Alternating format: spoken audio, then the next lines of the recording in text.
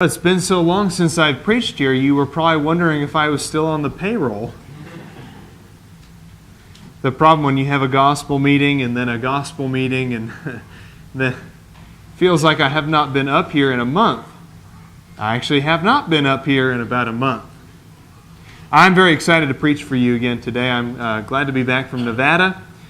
We had a great gospel meeting here last week with D. Bowman. He gave me a lot to think about. I have jumped back into preaching today with a reinvigorated sense of excitement and zeal for being with you here at Monte Vista. Not that I was really slipping in my zeal or anything before. Not that you could tell, at least. Speaking of that, I was recently meeting with my financial advisor about investments in stocks and bonds, because I'm old now and I'm doing that sort of thing. It's okay. Wow, these jokes are just not working today, aren't they? But really, you reach a point in life where you're not a kid anymore. You're just not a kid anymore. And you got to start thinking about, where you're going to be in 20 or 30 or 40 years and the state of affairs, your assets. So he gave me a lot of things to think about. Made some investments, got myself invested in retirement. And I don't think that Adam realized, my financial advisor, that while he was talking to me about money and stocks and retirement, he was actually giving me a sermon idea along the way. Even though our conversation never really veered too far away from the subject of my money, I did leave the experience with an increased appreciation for the patience, for the deliberation, and even a bit of the shrewdness that comes along with maneuvering the financial world. There's certainly something to be said about the wisdom that's involved in making smart investments, as well as the foresight that it takes to prepare for retiring someday. Maybe this is a lesson that only Craig is going to care about this morning. But what I wanted to do was take some of the things that I learned talking to my financial advisor, take them out of the financial world and apply them to the spiritual world. There are some really great truths in the financial world that I think translate very, very well into our faith and our religious experience. So today's lesson is called Fully Invested. We're going to talk about what it means to be fully invested in the things that matter, not neglecting those things, and really prioritizing in the way that we ought to the things that really mean something in this life. We're going to take these lessons from my financial advisor to see the daily parables that illustrate deeper truths about where we're going and how we're going to get there. Let's start with this idea that being a person who is fully invested means being invested in the things that actually matter. If you're going to invest in something, then do it right. That's something that I learned in talking to Adam, was if you're going to do something, do it right. There's no such thing as doing Christianity or family or morality or religion or your faith half-heartedly. There's just no way of getting around it. If you're going to have kids and do it right. If you're going to get married and do it right. Don't try to take shortcuts. Don't try to take the easy way. Don't try to do it on the cheap.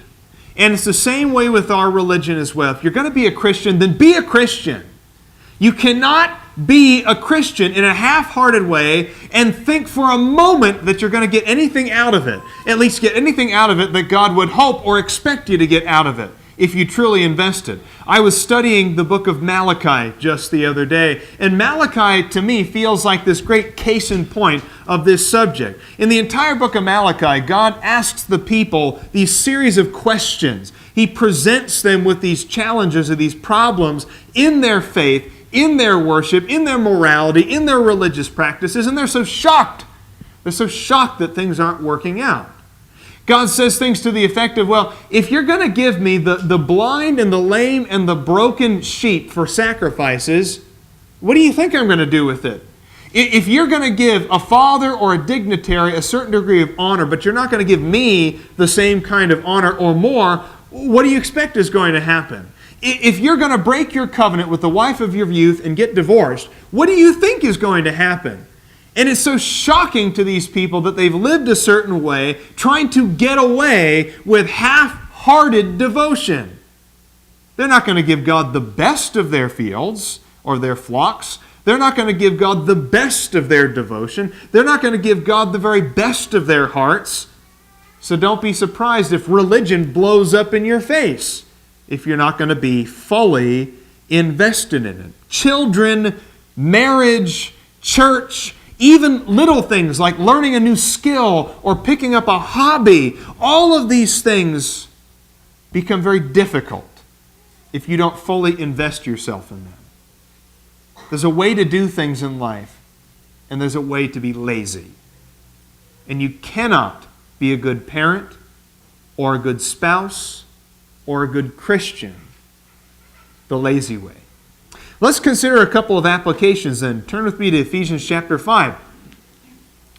And I believe these are going to be very practical things to consider in terms of fully invested. But in Ephesians chapter 5, verse 22, wives, be subject to your own husbands as to the Lord. Does that sound like half-hearted devotion to a spouse? No. Be subject as to the Lord. How you see God in a small earthly way translates to our marriages as well. For the husband is the head of the wife, as Christ is the head of the church, he himself being the Savior of the body. But as the church is subject to Christ, so wives ought also to be to their husbands in everything. Husbands, love your wives, just as Christ also loved the church and gave himself up for her. Notice in verse 28, husbands ought to love their wives as their own bodies. He who loves his own wife loves himself, for no one ever hated his own flesh, but nourishes and cherishes it, just as Christ also does the church. Christ was willing to die for his bride, to literally, actually give his life to save his bride. Does that sound like half-hearted devotion? And he says, as Christ loved the church, so husbands ought to love their own wives. That's being fully invested in a marriage. And marriage just doesn't work if you're not fully invested.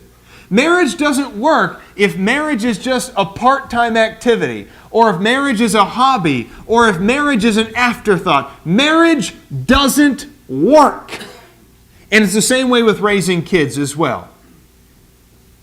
Kids are more annoying than anything else if you're not in it for the long haul. Right? Right? If you are not fully devoted to your kids, if you are not invested in them to the point that you would give your own life and vitality for their welfare, kids are just annoying. And you see it all the time too. You see people who are not fully devoted to their kids. They don't care what happens to their kids. They don't care what trouble their kids get into. They don't care about their kids' accomplishments or achievements. They don't care about their kids' moral victories as much as they care about their moral failures. You see parents all the time who are not fully invested in their kids. So it's no surprise that many parents are just annoyed with their kids. Their kids are a chore. Their kids are a drag on them. Parenting doesn't work if you're not fully invested.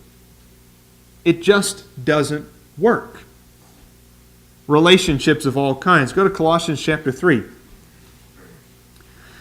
Notice here the degree to which we are to be devoted to people in our relationships. In Colossians chapter 3, beginning in verse 18, wives, be subject to your husbands as is fitting in the Lord. Husbands, love your wives and do not be embittered against them. Children, be obedient to your parents in all things. Devotion, full investment, for this is well-pleasing to the Lord. Fathers, do not exasperate your children, that they may not lose heart. Slaves or servants, in all things obey those who are your masters on earth, not with external service as those who merely please men, but with sincerity of heart, fearing the Lord. Whatever you do, he says in verse 23. Look at this devotion here. Whatever you do, do your work heartily as for the Lord rather than for men. Everything in life is made better when you fully invest yourself in it. Everything is made better in life when you fully invest yourself in it. Every relationship, from the very, very greatest of relationships between you and God, you and your spouse, you and your kids, to even the smallest of relationships. Everything is made better in life when you are fully invested in something. The human body as a symbol of our interdependence is shown here in 1 Corinthians chapter 12, and we don't have time to read the entire passage, but in 1 Corinthians chapter 12, beginning in verse 14, notice that every part of the body needs every other part of the body. What good would a pair of eyes be without everything else in the body? They're just eyes sitting on a table then. What good are feet without a brain to direct them, without a brain to guide them? What good is any part of your body when it is isolated or alienated or taken away from all of the other parts of your body? That's fully invested. Your eyes care about what happened to your feet. That's why they work together for the overall welfare of your physical body. Your hands care about what happens to your head, which is why when a football comes for your face, your hands go like this, because they care what happens to your head. Each part of your body is invested in the other parts of the body. Now, Paul the Apostle uses that symbol, that analogy, to describe the interrelatedness of members in a church. How we all need each other in a congregation. And maybe that's more to the point of this lesson, is how can you be a Christian and not be fully invested in the activities of Christianity? One thing that is worth addressing is the practical side of this. And this is, I'm going to warn you, this is one that's going to cut real close to home for folks. This is going to be a tough one to stomach for us, okay? I'll just tell you that right now. You know, we're talking about financial investment as a parable for emotional and spiritual investment in our faith and our relationships. But is there a physical side to that investment as well? It's hard for us to accept this, but there is a physical investment that has to come with friendships. Can you be friends with people who you don't spend time with? Can you really be practicing charity if you're not willing to give of yourself for somebody else, whether it is time or energy, food, water, or even money? Isn't there a physical investment that has to come with that as well? I don't buy it. I don't buy it when people walk away from the church and say, well, they weren't very friendly. They weren't very friendly with me. No one ever had me over to their house. No one ever took me out for lunch. They were not very friendly at that church. I don't buy that. I don't buy it because there was an expectation for you to invest as well. When people have a hard time making friends at church, I want to ask them, when was the last time you brought something to a potluck and spent some time with other Christians? When people have a hard time making friends at church, I want to ask them, when was the last time you went out for lunch with somebody? Well, it's expensive to go out to restaurants. Well, you know, there's a lot of other things that you do that are expensive as well. But you make time for those things, don't you? We've spent $150 a month on a cell phone bill, but we wouldn't spend $20 to go out to Arby's with another Christian. We spend money on all kinds of things, and then we pout because, well, it's too expensive to go out to eat with other Christians. They all go out to restaurants. I can't afford to go to restaurants with other Christians. And yet there's a lot of other things that we spend our money on that are a whole lot less important than building friendships and relationships with other Christians. When was the last time you shared something that you had with somebody else? When was the last time you practiced real and meaningful charity with someone who needed it? When was the last time that you took a half hour out of your day to go visit Timothy Barge at the hospital? A half an hour! You've got a half an hour to watch TV every night. You've got a half an hour to play Angry Birds. You don't have a half an hour to go visit somebody at the hospital. And we're so shocked when we have a hard time making friends with people at church. You can't be a Christian on the cheap. I'm sorry, yeah, it does cost money to go to restaurants with other Christians. But it's worth it. It's worth it. And it's the thing I look forward to the most every Sunday. Well, you know, aside from some other things that we do on Sunday, it's worth it. Isn't it worth the drive to go to somebody's house? Isn't it worth the time to go to a potluck? Isn't it worth the energy to help somebody who has a need that you can fill? No, I don't buy it. I don't buy it. Income might be disposable, but people are not.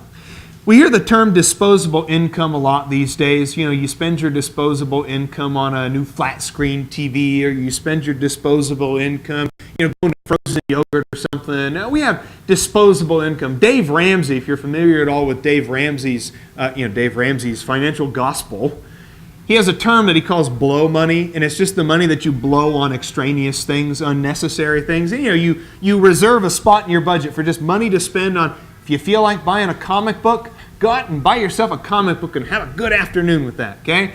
But we talk about disposable income. I want to dispel the notion, though, that relationships can be disposable. People are never extraneous or unnecessary to your life. Everybody that you know contributes something to your life, even your enemies. Notice in Matthew 5, and there's a phrase I want to point out that I think is really worth a moment's notice here. In Matthew 5:44, "But I say to you," he says, "love your enemies, pray for those who persecute you." For what purpose? To what end? What is accomplished by loving your enemies and praying for them? Verse 45 says, "In order that you may be sons of your Father who is in heaven." You want to be a son of the Father who is in heaven? You have to love your enemies and pray for them then.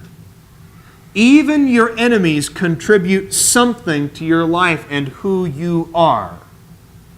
Unbelievers are sometimes more shrewd about their friendships than we are. This was pointed out in Luke chapter 16. You're probably familiar with it already, but the parable of the unrighteous steward here. In Luke chapter 16, beginning in verse 1, notice the illustration that Jesus uses to talk about shrewdness in relationships. There was a certain rich man, he says, in Luke 16, verse 1, who had a steward, and this steward was reported to him as squandering his possession. And he called him and said to him, "What is this I hear about you? Give an account of your stewardship, for you can no longer be steward."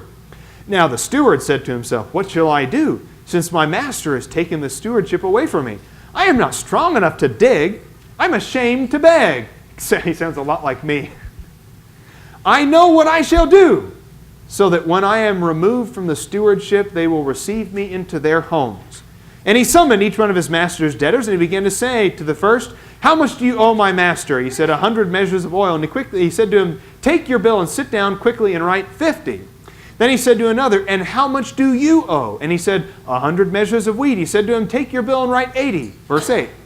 And his master praised the unrighteous steward because he had acted so shrewdly. For the sons of this age are more shrewd in relation to their own kind than the sons of light. I say to you, make friends for yourselves by means of the mammon of unrighteousness, that when it fails, they may receive you into the eternal dwellings. He who is faithful in a very little thing is faithful also in much. He who is unrighteous in a very little thing is unrighteous also in much.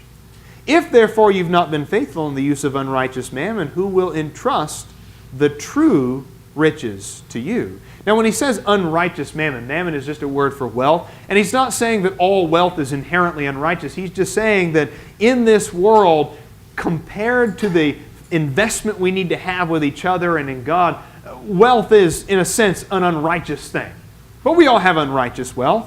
We didn't earn it unrighteously, but every dollar in your bank account is worldly wealth. It's the mammon of the world, the riches of the world. And he's saying we all have this mammon. We all have this wealth that's accessible to us. And the unrighteous people of the world are sometimes better about their relationships, their friendships, their business contacts than we can be. The sons of light can be such awful people sometimes. The sons of light can be so cheap sometimes. Maybe that goes back to the previous point that we were making, is you have unrighteous mammon, you have money in your bank account, and Jesus is saying, what are you spending that money on? What are you spending that money on? What are you saving it up for? What are you hoarding it for? What is the point of that unrighteous mammon if it's not to be used to help other people and build relationships with those around you. That unrighteous steward knew that he could use money as a way to establish relationships. Now, he cooked the books and he was unrighteous. There's no denying that. But at the very least, the master admired him for his planning and his forethought and his investment in relationships. If the unrighteous steward can do such and such with his money to establish relationships, how hard should it be for the Christian to use his money to do the right thing, to be charitable, to be loving, to be hospitable, to have people into your homes, to make the physical investment in meaningful spiritual relationships? You might find yourself quite sorry someday that you dismissed people as easily as you did. When you said, well, I don't need any new friendships anyway. I've already got enough friends. I don't like spending time with other people anyway. You might find yourself really, really disappointed that you dismiss people so easily.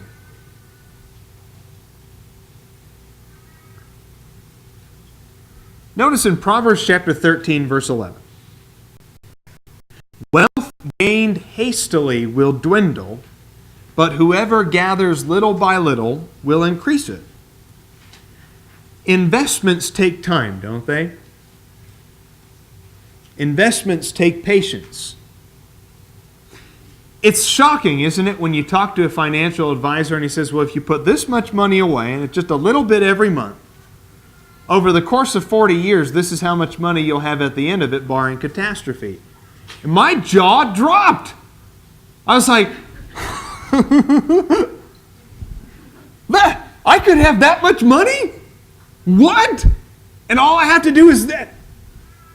Yeah, man, I'm poor, you guys. I'm poor. And I could be like living it up. Of course, you know, by the time I'm 65 and getting ready to retire, that money's not going to be worth anything anymore, right? Because we're all going to be like bartering stuff, you know, like hooves, feet, and everything. I mean, that's all. I mean, we're just going to be bartering. But investments take time. Churches can be the same way, though. Churches can be the same way. A congregation that has strong leadership and a committed membership will grow. Maybe not always in the way that it expects, not necessarily in numbers, though I think that there's a connection there to the numeric growth of a congregation as well. Ask any thriving church today. Go to any congregation today that is doing really, really well. Ask them what they were like 10 years ago. Ask them what they were like 20 years ago or 30 years ago. And you will see this truth played out. Strong churches grow. Churches with leadership, churches with active involvement, churches with zealous worship, churches with solid Bible study programs grow. Any thriving church today, you ask them, 10 years ago, they were half the size they are now. They grow. Now, there might be pitfalls along the way. There might be feelings hurt or egos bruised, but consistently living by the Word will produce growth, and that's by design. Matthew chapter 13, verse 33.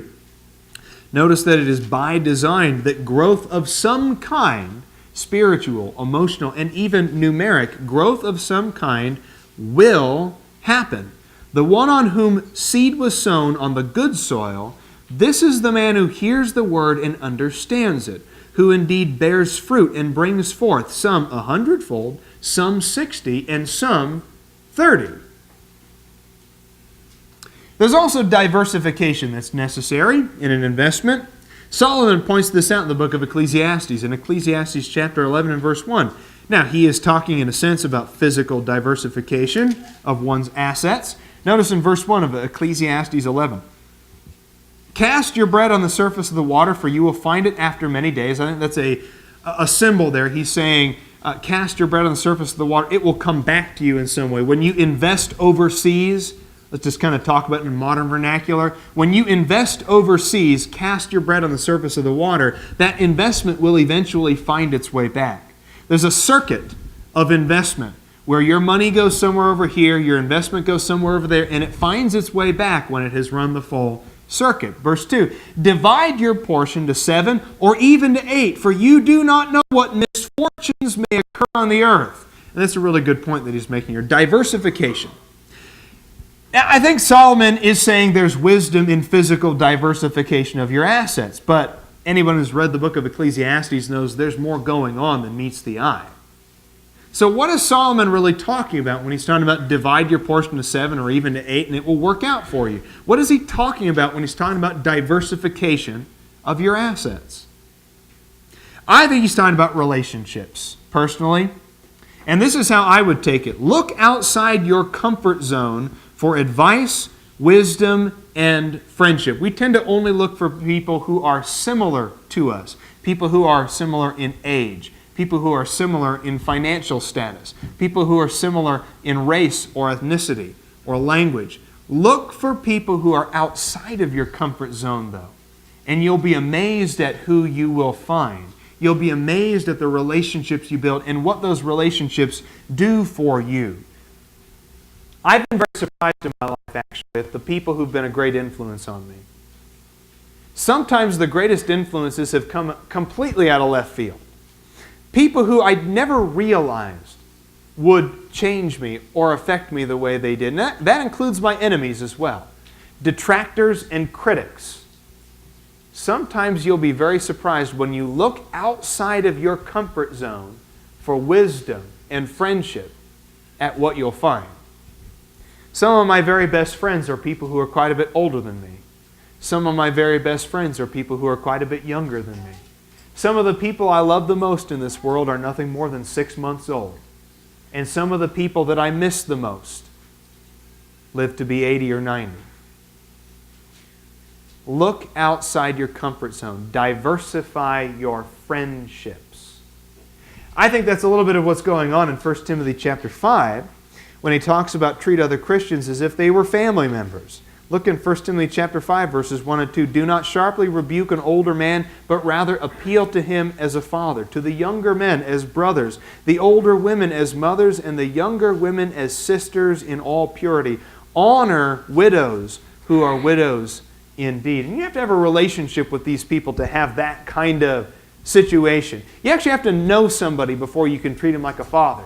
You actually have to know somebody before he can be like a brother, or before she can be like a sister. You actually have to be involved in the widow's life in order to honor that widow who is a widow indeed. You have to be involved in their lives. Have a relationship with other people. We all know the story of Rehoboam, don't we? You remember that Solomon's son Rehoboam received the kingship. When he went for his coronation, he had Israel, the northern tribes, complaining at him because of heavy taxes. He went and talked to the older folks, the older advisors, the men who advised his father, and they all said, you have got to relieve the burden on the people. Relieve their burden. And he didn't like that plan. So he talked to his buddies, his contemporaries, his peers, and they all said, oh yeah, if the people are going to complain at you about taxes and heavy burdens, this is what you should do. And he comes out and says, I'm going to throw scorpions at all of you. You know, in a sense. And that was bad advice. That was bad advice because he did not have a diversified array of people who he trusted and listened to for wisdom. That, you know, it can be kind of uncomfortable. I understand that. It can be uncomfortable when we don't feel like we have a connection to somebody else, but that's why we get to know them. The more you get to know somebody, and this is a truism, the more you get to know somebody, the more likely it is that you're going to discover a connection there. You get to know someone, you find out that you grew up in the same hometown. Now maybe you grew up 50 years apart, but there's a connection there. You get to know somebody and you find out quite unexpectedly that you like the exact same book. That your favorite movie is his favorite movie. That you like the same exotic cuisine. You get to know somebody, build a relationship, And you might be very surprised at the connections that you build. The last point that we'll make this morning is learn to trust others. I had to take my money and hand it over to somebody else so that he could take my money and invest it in what can only be described over the last 5 to 10 years as a rather volatile stock market. You know what's funny? The week after I poured several $1,000s into this thing, the stock market lost like 600 points in a week. Every day that next week, it lost 100 points, and then 200 points, and then 100 points, and then 200. And I wanted to call him and be like, never mind, get it all out, put it in a mattress. You've got to trust other people, though. Trust other people with your assets. Trust that they know what they're doing and that they have your best interests at heart. I trust my financial advisor. He's 31, just like me. Who wouldn't trust a 31-year-old? You're all here this morning, aren't you? And I think a good illustration of this is in Matthew chapter 25. If you recall in Matthew 25, beginning in verse 14, the parable here of the talents. There's a master who's going to go on a long journey, and he takes some of his assets, and he entrusts those assets to 3 of his servants. Now, he gives a different portion to those servants. One servant receives the greatest portion. Another servant receives a very small portion. But he does give a portion to each of them according to what he knows they're capable of doing. Now, 2 of them take the portion that they have and they invest it, they do something with it, and they make profit for their master. He's very pleased with that. But I think the point that I want to make here is not necessarily the overall point from the parable. I just want to focus on this idea of that he trusted his servants. He took his capital, his resources, and he said, here, do something with it. Make me happy. I'm going to be gone. I can't micromanage you. I can't tell you exactly what to do with it. I can't be there for every step of the process. I can't hold your hand every step of the way. But these are my assets. Do something with them while I'm gone. And he left. And he trusted them. Now, do some people disappoint? Yeah, the 1 talent man sure disappointed. The 1 talent man didn't have enough foresight to even put that money in the bank so that it could accrue interest. So sure, sometimes people disappoint us. Sometimes people fail us. Sometimes they're not worthy of our trust. But does that mean we should take everything out? Stuff our money in our mattress? Hide from the world? No. It's hard to trust elders. It's hard to let the elders make their decisions in their wisdom by God's word and not second guess everything they say. We're very independent in America, aren't we? We do not like giving up any degree of our independence. And it takes a leap of faith to say to 3 men, I trust you with my growth, my development, and my discipline. I trust you. It's hard to fully support an evangelist in his work, to trust an evangelist, to trust that that evangelist is actually doing something all week long, to trust that what that evangelist is saying has been studied out thoroughly. It's hard to trust. Is it hard to trust a spouse all the time? To make vows to that spouse that says, I'm going to fully commit myself to you, trusting that you will fully commit yourself to me. Is it hard to trust our kids when they first go out on their own? When they first start tasting responsibility for the first time? It's hard to trust people. But you have to learn to trust if you're going to grow. You can't do it by yourself. You can't do it by yourself. One of the greatest tragedies in any kind of relationship is an unwillingness to trust another person. We do not trust, so we refuse to be honest. We do not trust, so we never witness their potential being met. We do not trust, so we don't give them a chance to be an influence on us or somebody else. If you don't trust God, for example, why should you be so shocked that you get nothing from Him? So I want to ask the question then. What's keeping you from fully investing?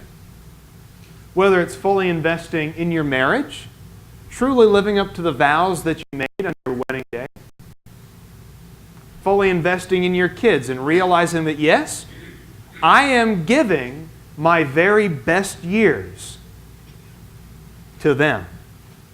I'm never going to be 31 again, my friends. I am never going to be this young, this active, ever again in my life. And I am giving these years to my kids because I'm fully invested in them. Why are you not fully investing in the work of the church? Why do you always have one foot in the door and one foot out of the door when it comes to church activities, relationships with other people, trusting the elders, trusting the deacons, trusting me?